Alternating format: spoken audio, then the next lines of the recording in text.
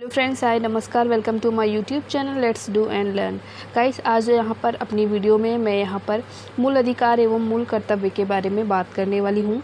और आप सभी जो लोग पेट का एग्ज़ाम दे रहे हैं, एसएससी का एग्ज़ाम दे रहे हैं, उन सभी के लिए ये वीडियो इम्पॉर्टेंट है। तो जिनके सब्जेक्ट में मूल अधिकार एवं मूल कर्तव्य आएंगे, उन सभी के लिए ये वीडियो इम्पॉर्टेंट है। और आप सभी से हाथ जोड़कर रिक्वेस्ट है कि प्लीज़ आप सब चैनल को ज़रूर सब्सक्राइब करें और हमारा भी सपोर्ट करें। आइए चलते हैं एग्ज़ाम में आए हुए कुछ महत्वपूर्ण प्रश्नों की ओर। और सबसे पहले देखेंगे ऑनलाइन आए हुए प्रश्नों को। तो आइए चलते हैं। क्वेश्चन नंबर 1 कहता है, भारतीय संविधान का कौन सा अनुच्छेद विधि के समक्ष समता के अधिकार से संबंधित है? तो इसका जो आंसर होगा वो होगा अनुच्छेद 14। नेक्स्ट है क्वेश्चन, निजता का अधिकार किसके अधीन आता है? तो ये अनुच्छेद 21 के अंतर्गत आता है। नेक्स्ट है, समता का हक, धार्मिक आज़ादी, संवैधानिक उपचारों का हक तथा सभी शिक्षा का हक में से भारतीय संविधान किसकी गारंटी नहीं देता है? तो सभी को शिक्षा का हक, इसकी गारंटी यहाँ पर भारतीय संविधान नहीं देता है। अगला क्वेश्चन है यहाँ पर, संवैधानिक उपचारों का अधिकार किसके तहत आता है? तो ये मौलिक अधिकार के तहत आता है, इसके अंतर्गत आता है। आइए अब ऑफलाइन प्रश्नों की ओर चलते हैं। तो यहाँ पर क्वेश्चन नंबर 1 कहता है, भारतीय संविधान में मूलभूत अधिकार किस संविधान से लिए गए हैं? तो भारतीय संविधान के जो मूलभूत अधिकार हैं वो किससे लिए गए हैं, कहाँ के संविधान से? तो पहला है अमेरिका, दूसरा है यूके, तीसरा ऑप्शन है सोवियत संघ, चौथा है इनमें से कोई नहीं। तो सही आंसर है अमेरिका। यानी जो मूल अधिकार का पैटर्न है ये कहाँ से लिया गया? तो ये अमेरिका के संविधान से लिया गया है। आइए थोड़ा सा डिटेल जानते हैं इसके बारे में। तो भारतीय संविधान में मूलभूत अधिकार यानी फंडामेंटल राइट्स अमेरिकी संविधान से लिए गए थे। और वर्तमान में हमारे संविधान में कुल कितने मूल अधिकार हैं? तो 6 मूल अधिकार यहाँ पर हैं। आइए अगला क्वेश्चन है, क्वेश्चन नंबर 2। ये कहता है, निम्नलिखित में से क्या उच्च न्यायालय और उच्चतम न्यायालय दोनों की अधिकारिता के अधीन आता है? पहला ऑप्शन है संविधान के उल्लंघन के विरुद्ध संरक्षण, दूसरा ऑप्शन है केंद्र और राज्यों के बीच विवाद, तीसरा ऑप्शन है राज्यों के बीच परस्पर विवाद और चौथा ऑप्शन है मूल अधिकारों का संरक्षण। तो सही उत्तर होगा मूल अधिकारों का संरक्षण, ऑप्शन नंबर डी यहाँ पर सही उत्तर होगा। आइए आगे चलते हैं अगले क्वेश्चन की ओर। अगला क्वेश्चन कहता है, प्रारंभ में कितने मौलिक अधिकार दिए गए थे? 6, 7, 4 या फिर 5? तो कितने दिए गए थे? पहले 7 दिए गए थे। आइए थोड़ा सा इसको हम डिटेल में समझते हैं। भारतीय संविधान द्वारा प्रारंभ में 7 मौलिक अधिकार प्रदान किए गए, लेकिन 44वें संविधान संशोधन 1979 के द्वारा संपत्ति के मौलिक अधिकार को समाप्त कर दिया गया। और अब कितने हैं? टोटल 6 हैं। कौन कौन से? आइए जान लेते हैं। समानता का अधिकार, स्वतंत्रता का अधिकार, शोषण के विरुद्ध अधिकार, धार्मिक स्वतंत्रता का अधिकार, 4 हो गए। और नेक्स्ट है हमारा संस्कृति तथा शिक्षा संबंधी अधिकार एवं संवैधानिक उपचारों का अधिकार। तो इतने अधिकार जो हैं वो मौलिक अधिकार में रखे गए हैं। अगले क्वेश्चन की ओर चलते हैं। अगला क्वेश्चन है, भारतीय संविधान के निम्नलिखित में से किस अध्याय में जनता को गारंटी मूल अधिकार दिए गए हैं? भाग 2 में, भाग 1 में, भाग 4 में या भाग 3 में?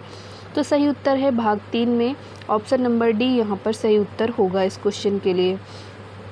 भारतीय संविधान के अध्याय 3 भाग 3 के अनुच्छेद 12 से 35 के अंतर्गत जनता को गारंटी मूल अधिकारों का वर्णन किया गया है, जबकि भारतीय संविधान के भाग 1 के अंतर्गत संघ एवं उसका राज्य, भाग 2 के अंतर्गत नागरिकता तथा भाग 4 के अंतर्गत नीति निर्देशक तत्वों का यहाँ पर वर्णन किया गया है। आगे चलते हैं क्वेश्चन नंबर 5 की ओर। ये कहता है, संविधान की किस धारा के अंतर्गत कोई भी व्यक्ति मूलभूत अधिकारों के हनन का मामला सीधे उच्चतम न्यायालय में उठा सकता है?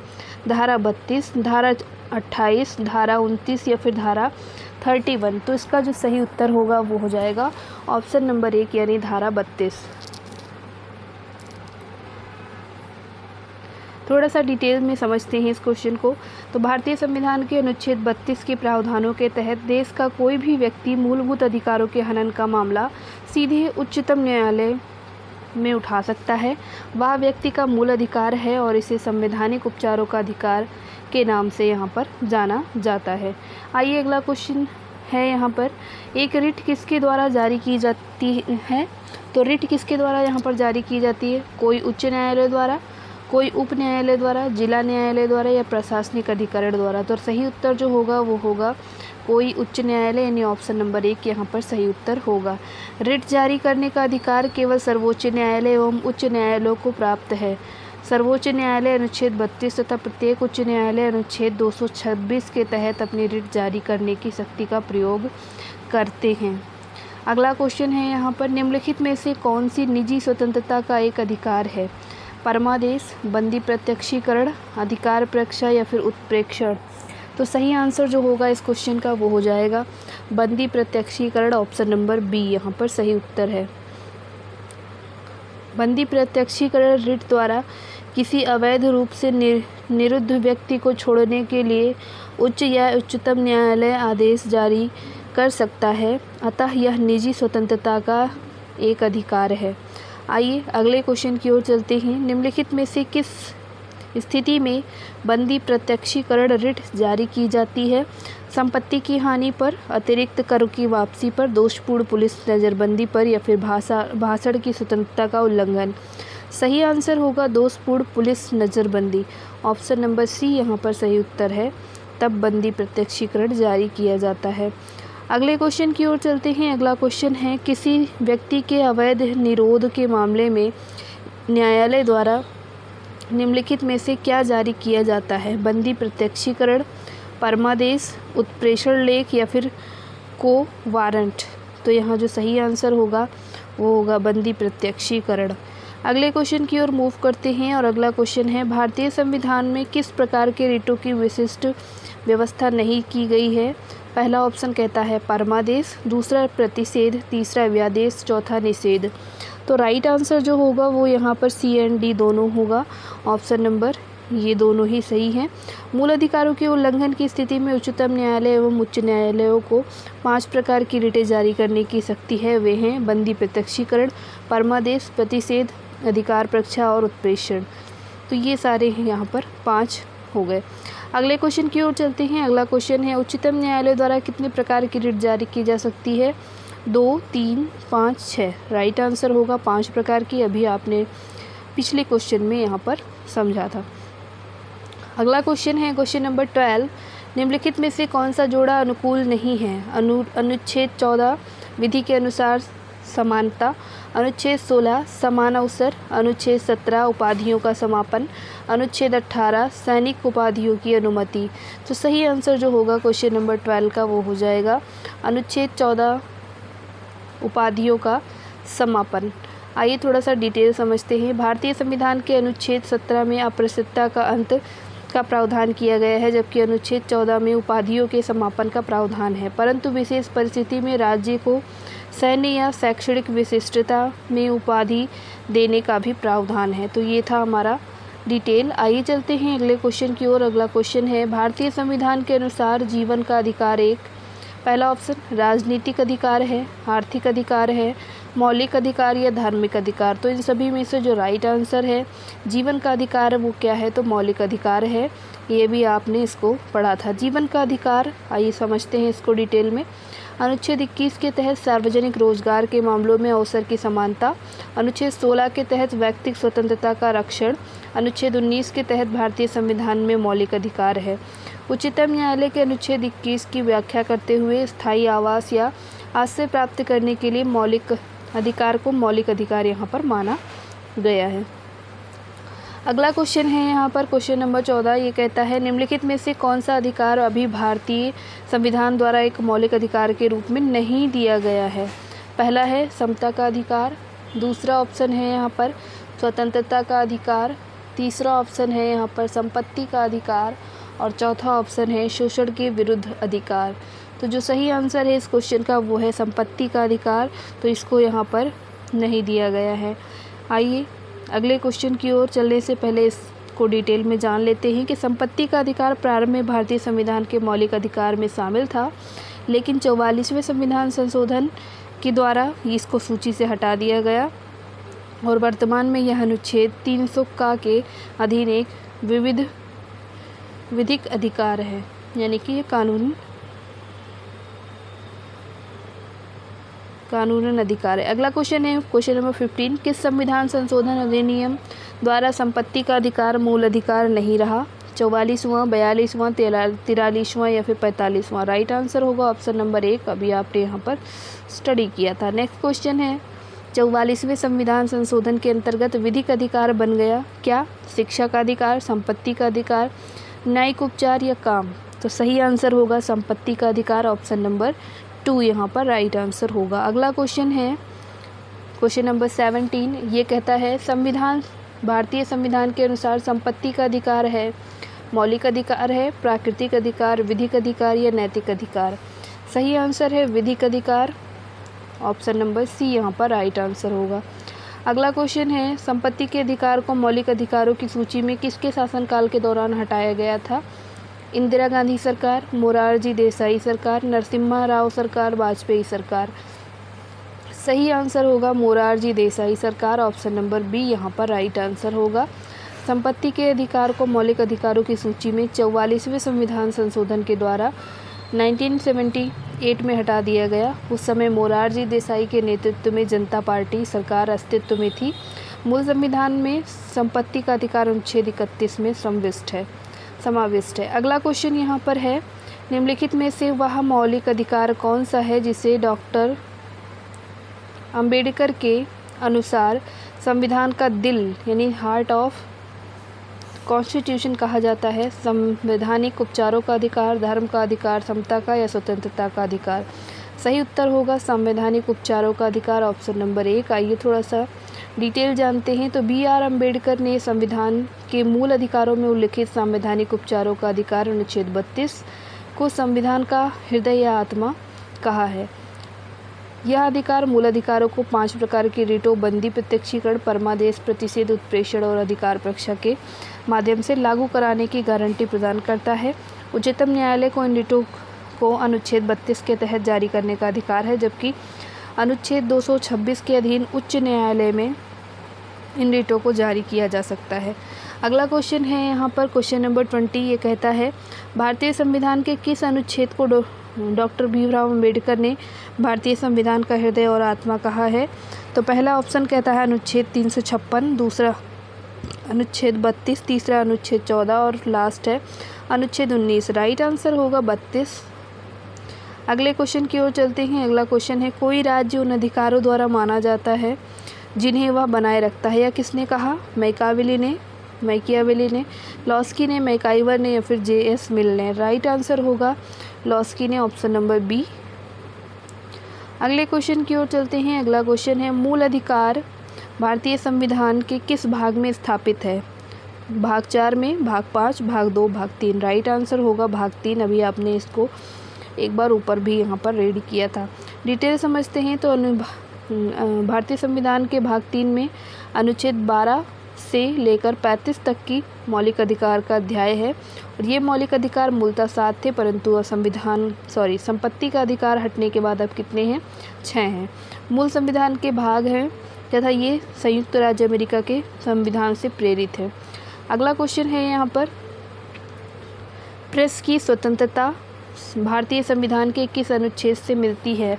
तो यहाँ पर जो ऑप्शन है आपके वो हैं अनुच्छेद 19, दूसरा ऑप्शन है अनुच्छेद 21, तीसरा है अनुच्छेद 14 और लास्ट ऑप्शन है अनुच्छेद 16। तो सही आंसर होगा क्वेश्चन का तो वो है अनुच्छेद 19, ऑप्शन नंबर ए यहाँ पर सही उत्तर होगा। प्रेस की स्वतंत्रता संविधान के अनुच्छेद 19A का के तहत वाक स्वतंत्र तथा अभिव्यक्ति स्वतंत्र के मौलिक अधिकार में यहाँ पर निहित है।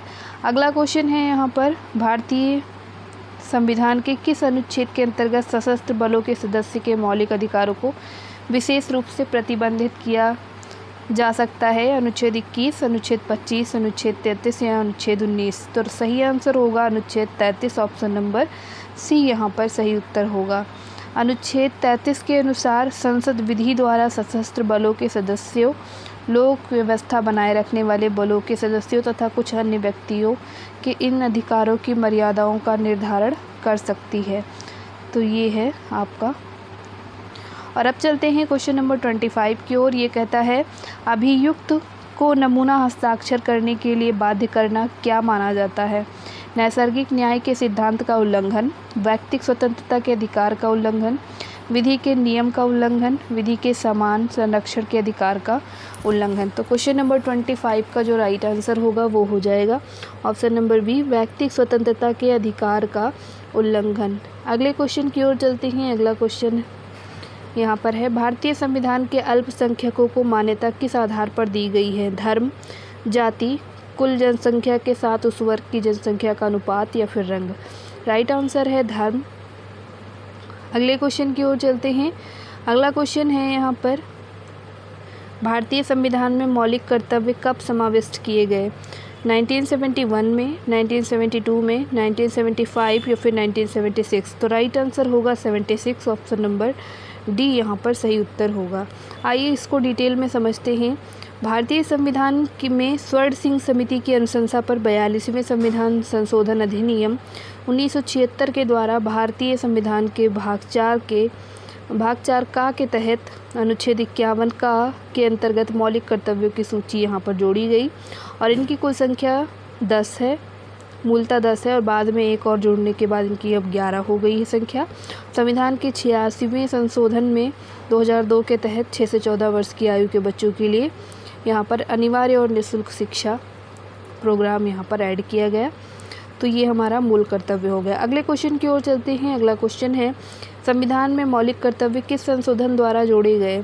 40वें, 42वें, 44वें या फिर 45वें। राइट आंसर होगा 42वां संविधान संशोधन, जिसमें मौलिक कर्तव्य जोड़ा गया। अगला क्वेश्चन है यहाँ पर, रिक्त स्थान की पूर्ति करनी है।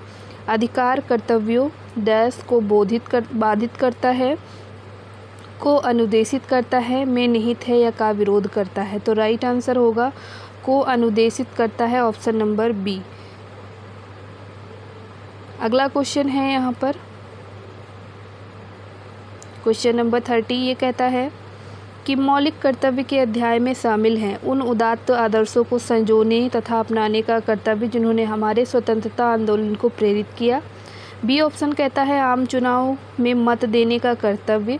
सी कहता है लोगों में भ्रातृत्व भाव पैदा करने का कर्तव्य और डी कहता है उस राजनीतिक दल के साथ बने रहने का कर्तव्य जिसकी टिकट पर किसी ने चुनाव लड़ा हो। तो सही उत्तर होगा ऑप्शन नंबर 1, उस उदात्त आदर्शों को संजोने तथा अपनाने का कर्तव्य जिन्होंने हमारे स्वतंत्रता आंदोलन को प्रेरित किया। आइए इसको डिटेल में समझते हैं। तो ये कहता है मौलिक कर्तव्यों के अध्याय में कुल 10, वर्तमान में 11 कर्तव्य शामिल हैं। इनमें उदात्त आदर्शों को संजोने अपनाने का कर्तव्य शामिल है जिन्होंने हमारे स्वतंत्रता आंदोलन को प्रेरित किया। ये मूल कर्तव्य संविधान के भाग 4 का के अनुच्छेद 51 का के रूप में शामिल हैं। अगले क्वेश्चन की ओर चलते हैं। अगला क्वेश्चन है, भारतीय संविधान में कितने मौलिक कर्तव्य शामिल किए गए? सही आंसर होगा यहाँ पर ऑप्शन नंबर सी, 11। ये क्वेश्चन आप कई बार यहाँ पर पढ़ चुके हैं और कई बार रिपीटेड एग्ज़ाम में पूछा भी गया है, इसलिए मैंने इसका डायरेक्टली आंसर आपको बता दिया। अगले क्वेश्चन की ओर चलते हैं। अगला क्वेश्चन है, संविधान का निम्नलिखित में से कौन सा अनुच्छेद मौलिक कर्तव्यों से संबंधित है? अनुच्छेद 39 गा, अनुच्छेद 51 का, अनुच्छेद 29 खा या फिर उपयुक्त में से कोई नहीं। सही आंसर होगा अनुच्छेद 51 का, आप सभी जानते हैं। अगला क्वेश्चन है 33। ये कहता है मौलिक अधिकारों को भोगने को सुनिश्चित करने की जिम्मेदारी निम्नलिखित में से किसको सौंपी गई? उच्च न्यायालय, उच्चतम न्यायालय, सभी न्यायालय या फिर ए और बी। राइट आंसर होगा ए और बी, यानी उच्च न्यायालय और उच्चतम न्यायालय दोनों को यहाँ पर सौंपा गया। अगला क्वेश्चन है यहाँ पर, मौलिक अधिकार निलंबित किए जा सकते हैं किसके द्वारा? राज्यपाल द्वारा, राष्ट्रपति द्वारा, विधि मंत्री द्वारा, प्रधानमंत्री। राइट आंसर होगा राष्ट्रपति के द्वारा। आगे चलते हैं, थोड़ा सा डिटेल जान लेंगे। राष्ट्रपति द्वारा मौलिक अधिकारों को निलंबित किया जा सकता है, परंतु मौलिक अधिकारों को राष्ट्रपति स्वेच्छा से निलंबित नहीं कर सकता, क्योंकि राष्ट्रीय आपातकालीन शक्तियाँ अनुच्छेद 352 संसद के अधीन हैं। अगला क्वेश्चन है यहाँ पर, भारतीय नागरिकों के मौलिक अधिकारों को निलंबित किया जा सकता है राष्ट्रीय आपातकाल के दौरान, वित्तीय आपातकाल या फिर कभी नहीं या फिर किसी भी दिशा में। राइट आंसर होगा जब राष्ट्रीय आपातकाल आ जाएगा तब यहाँ पर आपके मौलिक अधिकार क्या हैं, समाप्त हो जाएंगे, मतलब उस टाइम नहीं काम करेंगे, निलंबित हो जाएंगे।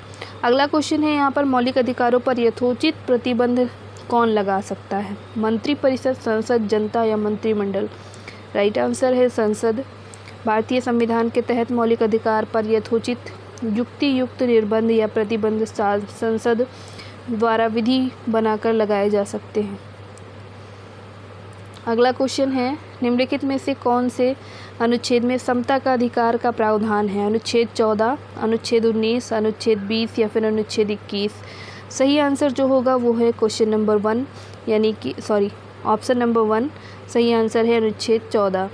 तो भारतीय संविधान में समता का अधिकार मौलिक अधिकारों के अंतर्गत अनुच्छेद 14 से लेकर 18 के मध्य प्रावधानित है, जिसमें से विधि के समक्ष समता का अधिकार अनुच्छेद 14 के अंतर्गत प्रावधानित है।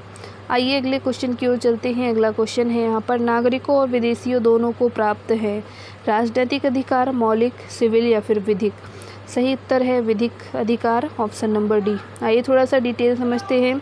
भारत में विधिक अधिकार नागरिकों एवं विदेशियों दोनों को ही प्राप्त हैं। राजनीतिक तथा सिविल अधिकार जहाँ केवल नागरिकों को ही प्राप्त हैं, वहीं कतिपय मौलिक अधिकार ही सभी नहीं, नागरिक एवं विदेशियों दोनों को ही प्राप्त हैं। आइए अगले क्वेश्चन की ओर चलते हैं। अगला क्वेश्चन है निम्नलिखित में से कौन सा मूल अधिकार केवल भारत के नागरिकों को ही प्राप्त है? तो पहला ऑप्शन है जीवन और स्वतंत्रता का अधिकार, धर्म की स्वतंत्रता, थर्ड है समानता का अधिकार और चौथा है अभिव्यक्ति। तो राइट आंसर है अभिव्यक्ति, ऑप्शन नंबर डी यहाँ पर सही उत्तर होगा। अगला क्वेश्चन है यहाँ पर किसी धर्म विशेष के संवर्धन के लिए करों का भुगतान की अनिवार्यता से मुक्ति की गारंटी दी गई? अनुच्छेद 25 द्वारा, अनुच्छेद 26 द्वारा, अनुच्छेद 27 या अनुच्छेद 28? राइट आंसर होगा अनुच्छेद 27 द्वारा, ऑप्शन नंबर सी। आइए डिटेल जानते हैं। संविधान के अनुच्छेद 27 के अंतर्गत किसी भी व्यक्ति को किसी विशिष्ट धर्म की अभिवृद्धि के लिए अथवा संवर्धन के लिए करों की अनिवार्यता से मुक्ति की गारंटी दी गई है, अर्थात उसे इस उद्देश्य के लिए कर देने के लिए बाध्य नहीं किया जा सकता। अगला क्वेश्चन है यहाँ पर अल्पसंख्यकों के हितों की सुरक्षा पर किस अनुच्छेद में विचार किया गया है? 14 में, 19 में, 29 में या फिर 32 में? सही आंसर जो होगा वो होगा 29 में, ऑप्शन नंबर सी यहाँ पर सही उत्तर होगा। अगला क्वेश्चन है यहाँ पर भारतीय संविधान का कौन सा अनुच्छेद अस्पृश्यता का उन्मूलन करता है? 14, 15, 16, 17? सही आंसर है 17, ऑप्शन नंबर डी। अगला क्वेश्चन है अगला यहाँ पर थोड़ा सा डिटेल जान लेते हैं। संविधान के अनुच्छेद 17 के अनुसार अस्पृश्यता का अंत किया गया है तथा किसी भी रूप में उससे उपजी निर्योग्यता को लागू करना अपराध माना गया, जो विधि के अनुसार दंडनीय भी होगा। इसी अनुच्छेद में अनुसरण में संसद ने अस्पृश्यता यानी अपराध अधिनियम 1955 अधिनियमित किया और 1976 में संशोधन के उपरांत अब यह सिविल अधिकार संशोधन अधिनियम 1955 के नाम से यहाँ पर इसको जानते हैं हम। अगला क्वेश्चन है यहाँ पर निम्नलिखित में से कौन सा मौलिक अधिकार नहीं है? समता का अधिकार, शोषण का अधिकार, हड़ताल या फिर स्वतंत्रता? तो आप जान ही गए होंगे हड़ताल का अधिकार ये क्या है, मौलिक अधिकार नहीं है। अगला क्वेश्चन है यहाँ पर कतिपय मौलिक अधिकार नहीं दिए जाते? दिवालिया व्यक्ति को, विदेशी को, असाध्य रोग से ग्रस्त व्यक्तियों या राजनीतिक पीड़ित? सही उत्तर है विदेशियों को नहीं दिया जाता है यहाँ पर, ऑप्शन नंबर सी यहाँ पर ऑप्शन नंबर बी यहाँ पर सही होगा। आइए थोड़ा सा डिटेल समझते हैं। भारतीय संविधान में उल्लिखित मौलिक अधिकार अनुच्छेद 14 से 35 में कतिपय मौलिक अधिकार यथा वाक स्वतंत्रता आदि विषय कुछ अधिकारों का संरक्षण अनुच्छेद 19, लोक नियोजन के विषय में अवसर की समानता अनुच्छेद 16, विभेद का प्रतिषेध अनुच्छेद 15, अल्पसंख्यक वर्गों के हितों का संरक्षण अनुच्छेद 29 आदि अधिकार भारत के नागरिकों को ही प्राप्त हैं, विदेशियों को नहीं। आइए अगले क्वेश्चन की ओर मूव करते हैं। अगला क्वेश्चन है भारतीय संविधान के अनुसार निम्नलिखित में से कौन सा मूल अधिकार नहीं है? शिक्षा का अधिकार, सूचना का अधिकार, भाषण का अधिकार, जीवन का अधिकार? सूचना का अधिकार क्या है? तो ये मूल अधिकार नहीं है, ऑप्शन नंबर बी यहाँ पर सही उत्तर होगा। अगला क्वेश्चन है यहाँ पर मत देने का अधिकार किस कोटि से संबंधित है? मानवाधिकार, नागरिक अधिकार, प्राकृतिक अधिकार, राजनैतिक अधिकार। राइट आंसर है राजनैतिक अधिकार है मत देने का। आइए थोड़ा सा डिटेल समझते हैं। तो भारत में वयस्क मताधिकार प्रणाली अपनाई गई है, जिसके तहत 18 वर्ष से अधिक आयु के सभी नागरिकों को अपने जनप्रतिनिधियों को चुनने का वैधानिक अधिकार प्राप्त है। अनुकूल चंद्र प्रधान बनाम भारत के संघ के बाद 1997 में सर्वोच्च न्यायालय ने मतदान करने के अधिकार को मौलिक अधिकार नहीं बल्कि विधान द्वारा अध्यारोपित सीमाओं के अधीन वैधानिक अधिकार माना है। मत देने के अधिकार को राजनीतिक अधिकार भी माना जाता है, क्योंकि इसका प्रयोग वयस्क मतदाता द्वारा अपनी राजनीतिक इच्छा पूर्ति हेतु किया जाता है। आइए अगले क्वेश्चन की ओर चलते हैं। और अगला क्वेश्चन है यहाँ पर,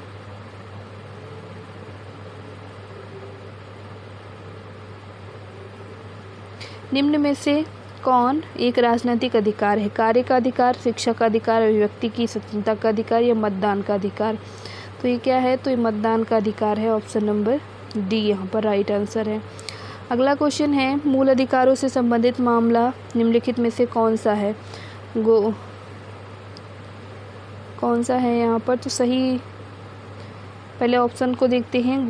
गोलकनाथ बनाम पंजाब राज्य 1967, पश्चिमी बंगाल बनाम भारत संघ 1963, शर्मा बनाम कृष्ण 1959 और बम्बई राज्य बनाम बलसारा 1951। तो सही उत्तर होगा गोलकनाथ बनाम पंजाब राज्य 1967।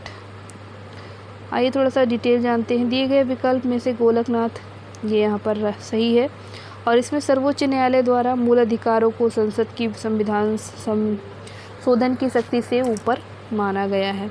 तो ये था आज का हमारा प्रैक्टिस सेट, जो कि यूपीएसएससी पेट एग्ज़ाम और इसके साथ ही साथ एसएससी का जो लोग एग्ज़ाम दे रहे हैं और जिनमें पॉलिटी सब्जेक्ट आता है, उन सभी के लिए वीडियो इम्पॉर्टेंट है। और आप सभी से हाथ जोड़कर रिक्वेस्ट है कि वीडियो को शेयर करें ज़्यादा से ज़्यादा लोगों को, और प्लीज़ आप सबसे हाथ जोड़कर एक और रिक्वेस्ट है कि चैनल को ज़रूर सब्सक्राइब करें, हमारा भी सपोर्ट करें। Thank you for watching. नमस्कार, जय हिंद।